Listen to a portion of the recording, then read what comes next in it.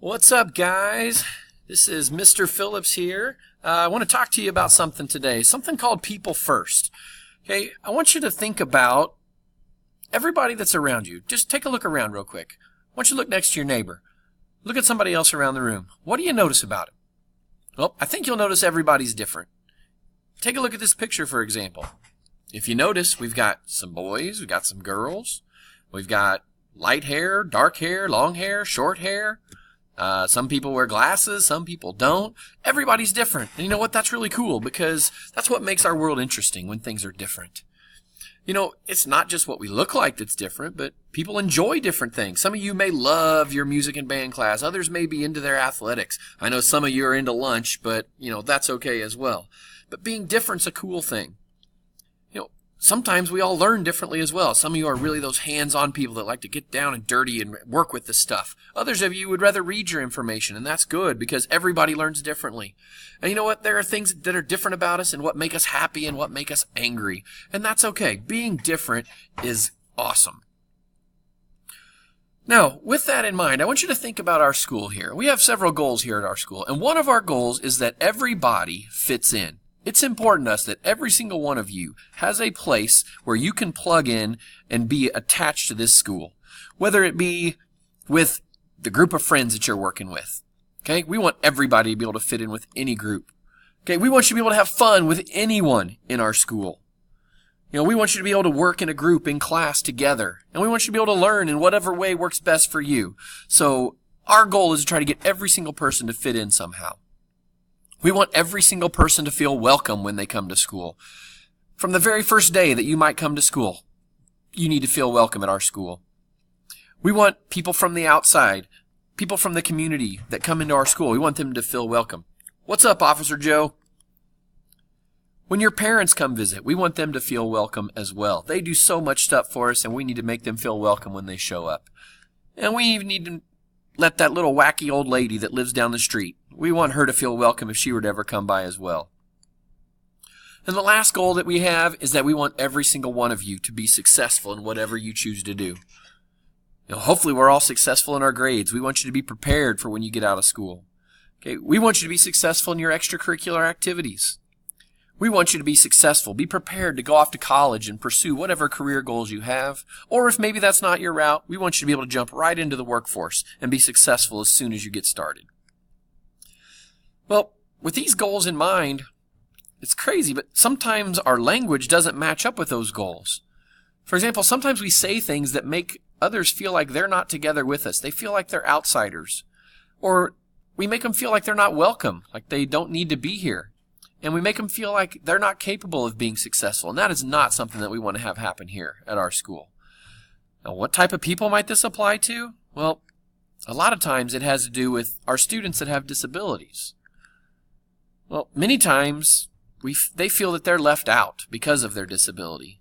Or we feel like that their abilities are limited because of what we think about them and their disability. Sometimes they feel like they don't fit in because they have a disability. And a lot of times they get stereotyped. Just because you've heard the term of a certain disability, you automatically associate things with them. And that shouldn't happen. Makes them just feel like they're not a person, that they're actually associated too much with their disability. And this all happens just because of what we say. So let me give you some examples. What are some things that we say that might hurt students that have disabilities? Well, I'm sure everyone in here has used the word dumb before. Did you know that the word dumb actually is a word that talks about a person that cannot talk? It's actually a negative term that came up a long time ago that we don't necessarily associate with it now, but it actually does have some negative connotation to it. Maybe the word stupid. For a person with a learning disability, being called stupid can be very hurtful. The term lame. We like to use this one a lot. Well, you may not know this, but the word lame actually refers to someone who can't walk. Or what about the word retarded? This is very hurtful for someone that has a learning disability. Sometimes we can even stereotype our friends or other students just because of their disability. For example, you may call someone an autistic kid. Well, when you hear the word autistic, I'm sure you have your own ideas of what that means, and you automatically associate that child with it, when in reality that may not be exactly true. You may use the term special needs kid. Well, that limits that child a lot. I mean, they are special, but that doesn't mean that they're special because they need extra help. They're special because, hey, they're a regular kid. You're special just as well. Calling someone a learning disabled kid, well, you're automatically assuming that they're not capable of doing things when actually they can. They can learn. So this is not who we are. This is not what we are about. Here at our school, all students should feel like they fit in. They should have a group they can plug in with. They should feel welcome. They can go anywhere in the school and feel liked and appreciated. They should feel that they can be successful in whatever endeavor that they do. Because you know what? Disabilities don't define people. They may have a disability, but that doesn't mean they're different. They just work a little differently. So they're still a person, but they're just a person with a disability. So how can we use better language? Well, one of the things we can do is use something called people first language. Well, when thinking about people first language, the first thing you should do is think about, well, the words that I choose to use, what do those words mean? Where did they come from? Do they have a negative connotation with them? Well, anytime you're going to talk about an individual, put the person first before you talk about the disability. So avoid using those medical labels related to students. So here's an example. Well, remember that autistic student that we might have said? Well, instead of saying autistic student, how about we say a student with autism? Or someone that's wheelchair bound. Well, instead of saying that, how about we just say a student that uses a wheelchair? Or instead of calling someone or saying that they have special needs, just say it's a student with a learning disability. Maybe instead of calling someone deaf, a person that has a hearing impairment. Because you know what? Everyone is a person first. Their disability isn't who they are. So just go out there and give it a try. Okay, it's not going to be easy. I know you're going to make mistakes, but I want you to put the effort in to try to do this for me.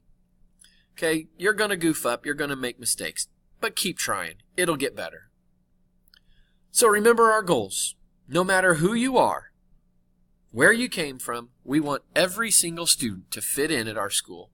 We want every student to feel welcome, and we want everyone to be successful, whether they have a disability or not. So always, always, always put people first. All right, guys, thanks for talking with me on that. I really appreciate it. I know you're going to do a great job. I will be talking to you soon. Have a great day.